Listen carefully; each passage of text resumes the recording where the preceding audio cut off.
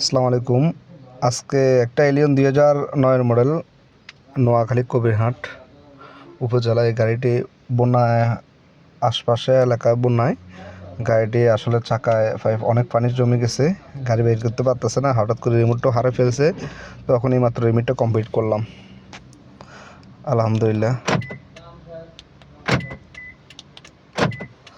আলহামদুলিল্লাহ সাকসেসফুল হলাম।